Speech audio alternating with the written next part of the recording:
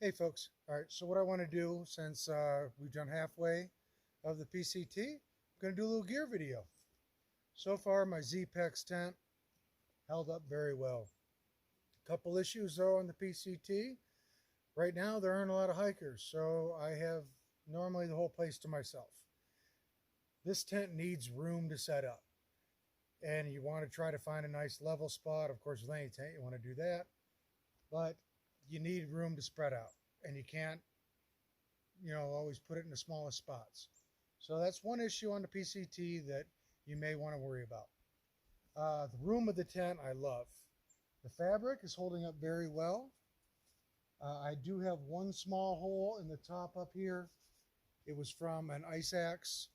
It was either glissading or a friend of mine helped me put it back into my pack, and I don't know if he hit it into the tent. Don't know what happened, but the ice axe somehow went through the tent. The tent comes with some repair tape. I put a couple pieces on it in like a little stitch pattern. It's holding up great, but of course, haven't had any rain on me anyways. So the tent, I love. The room, unbelievable. It's got a great amount of room in there for one person. I store all my gear in there. Everything's with me, and I love it. Couple issues though again is how much room it takes. It's not freestanding, and it's a greenhouse. Right now with the sun on it, if you were trying to take a nap during the middle of the day, it would easily be 100 degrees in there, even with the doors open. But other than that, I like the tent. I have thought about switching to a freestanding tent like the Big Agnes ULs, but I don't have the money for it, so I'm going to try to deal with this.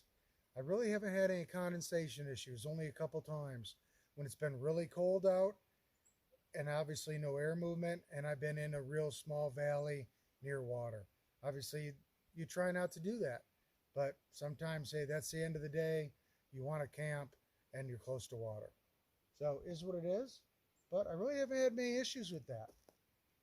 Next up, I'm going to talk about my Cedar Ridge Outdoors quilt. I like the quilt, I really do. The company, I don't care for the owner. He was a bum when I tried to call him because the website didn't explain a lot of things. Didn't tell me I was going to lose 6 inches when the foot box was closed. Of course, that was a year and a half ago, maybe 20 months when I bought it. So hopefully he's changed. Maybe the website has, I haven't looked. I may have gone with the 2-ounce overstuff.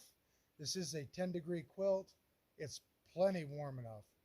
But with any down quilt or sleeping bag, the down does move, migrate. So you have to make sure to fluff it up. I think the 2-ounce overstuff would help out with that. It just doesn't seem like it always has enough down in the top baffles. You can see a lot of light through it. But again, it's been very warm. I use a whole set of sleeping gear that I do not hike or do anything else in. So it's staying very clean, doesn't smell, well, maybe a little. But it's been a great quilt. I can't complain about the quilt. The manufacturing is pretty good. One thing I didn't like was the straps that came with it. So I think I said in one of my gear videos, I bought some Enlightened equipment straps, tied them onto the strap holders. Love those straps. They're much easier to work with. Again, hopefully the owner has changed and he's not such a bum. When I called him, he was just outright a bum. That's all I'll say about that. You can make your own choice. But other than that, the quilt's been pretty good to me. ULA pack here. I'm a fan of ULA. I always have been. I have this is a Catalyst. I have the Circuit. The only thing that has broken so far is the chest strap. I did not remove the extra handholds and things from the straps, so I was able to rig it up that I can use it until I can sew it back on correctly. Unfortunately, I don't have a needle, and when I went to town last, I forgot to get a new one. But it held up to almost 1,300 miles before it broke. It just has to be re-sewn. I think I can redo it. I'm going to try anyways. If not, I'm just going to rework this hand holder like I already have done. And seems to be holding up. I'm really impressed that there's no other tears in the pack. The pack looks pretty good. It's holding up pretty good. Can't complain. One of the things I will say with the tent, I carry it on the outside of the pack. So I use a butt pad, wrap it around the tent, and it's Dyneema bag it comes in to make sure that doesn't get it damaged every time I set the pack down. Unfortunately, I have to walk over here out of the camera shot for a minute through the next one. All right, the next one, my Nemo pad. I love my Nemo Tensler. It's the most comfortable insulated quilt. Very, very little noise when you move on it. Thermarest, we all know about the potato chip. We know about Thermarest valves. They've changed the Thermarest valve from what I understand. I haven't used one, so I can't comment on it. But the Nemo, I love the comfort of the pad. One issue, this is the second pad I have. The exact same one. The welds underneath in the baffles, they delaminate and let go. The first one I had, all of a sudden it started doing it, and in a matter of a few days, there were 6 or 8 of these welds that had let go and were losing air. Last night, I had to fix 2. I just threw some water in it. I don't see any since I repaired it last night. So hopefully, for right now, black ants are everywhere around here and in California. But hopefully it's going to hold up. Again, these are my Enlightened Equipment straps that I purchased to replace the straps for my quilt. And I just manufactured my own little ties to hook them to the old strap holders. So you know what? If I can just keep this from delaminating, I will be the happiest PCT camper. Trust me. I love this pad. It's so comfortable. So that's basically my sleep setup, my tent, and my pack. They're all working pretty well for me. My cook pot, obviously I just boil water in it. So the Toaks has been perfect.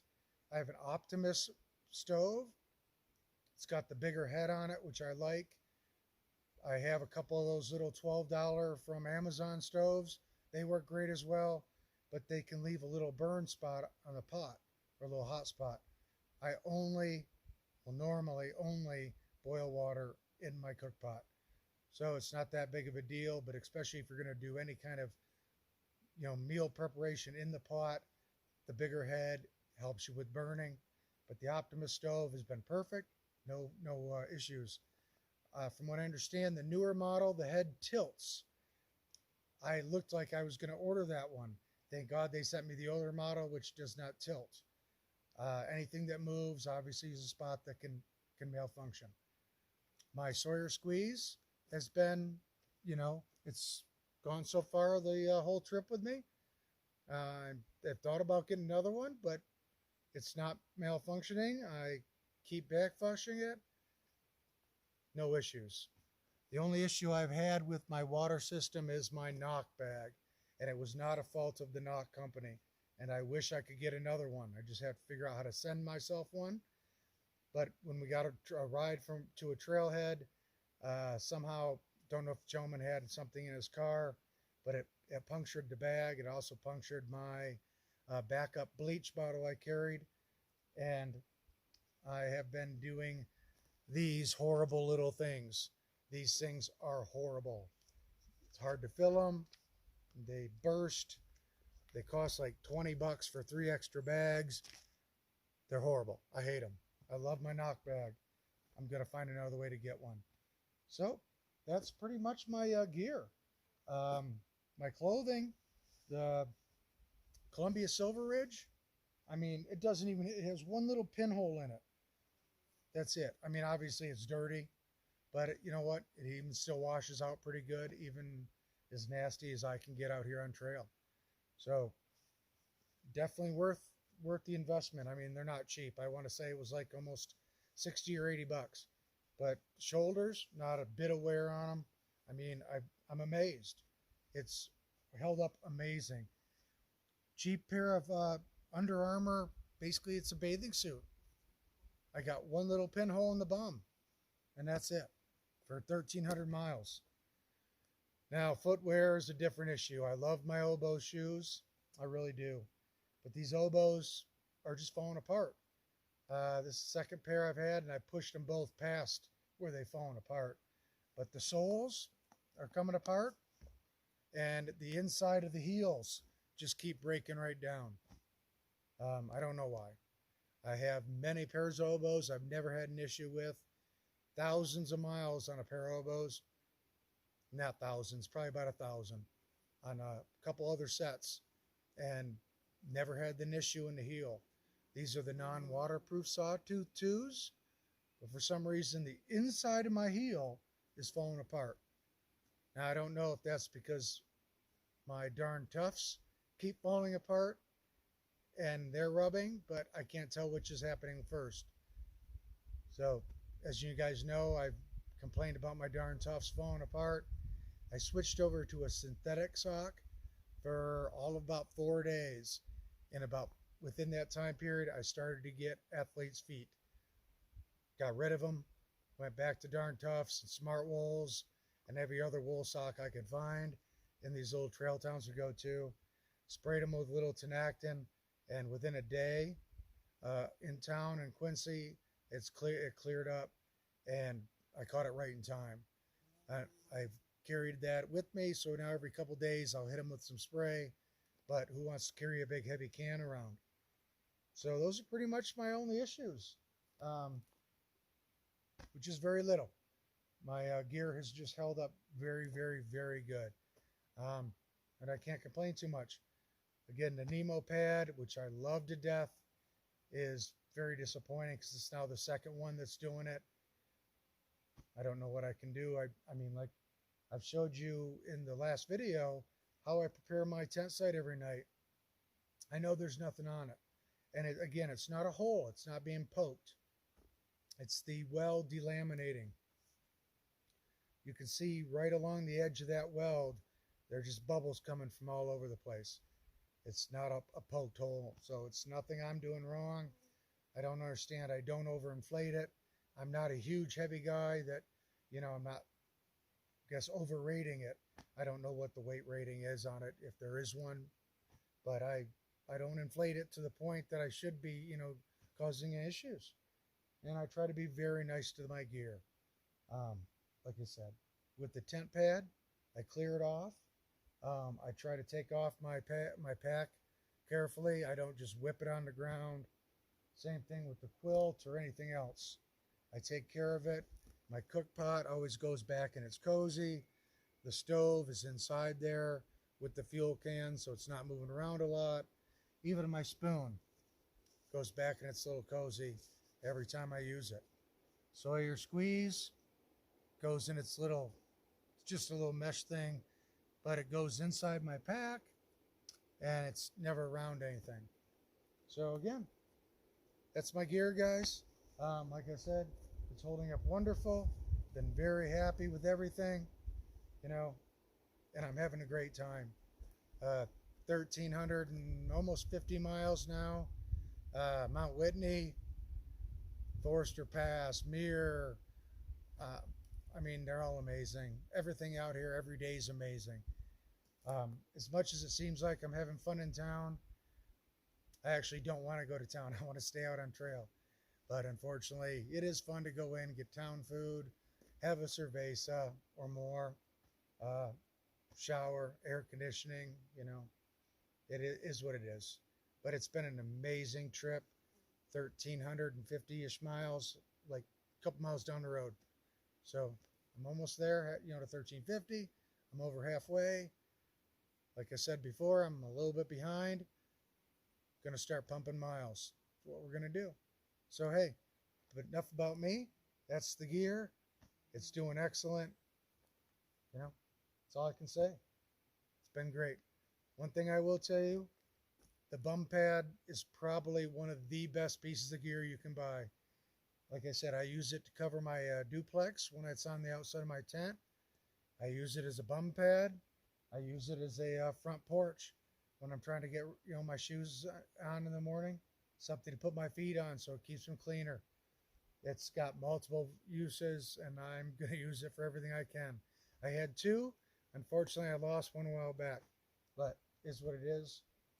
So obviously my camera is the Samsung Galaxy S9. No issues with that. So, hey, that's my gear, guys. 1,350 miles worth-ish. I'm a couple miles shy. Don't quote me on it. I'm 1,346 or something like that. But I'm past the halfway marker, which you guys saw in the other video. And I'm having a great time. So, hey, thanks for watching. Thanks for subscribing. I appreciate you all. Whether you do one, do both. Hey, hey, just thanks for watching. But if you enjoy my videos, hey, subscribe. Tell your friends. I'd love to get to that 1,000 number, so maybe I can make $1 or $2 and afford another sleeping pad if I have to. Got a new pair of shoes coming to Bernie, which is I think 3-4 days tops. So should be 3 from today. We'll see. I think I'm only 65 miles, so 225s and a 15, or try to push 25s even further. See what we can do. So again, that's my gear, guys. Thanks for watching. Love y'all. Jelly Bean out.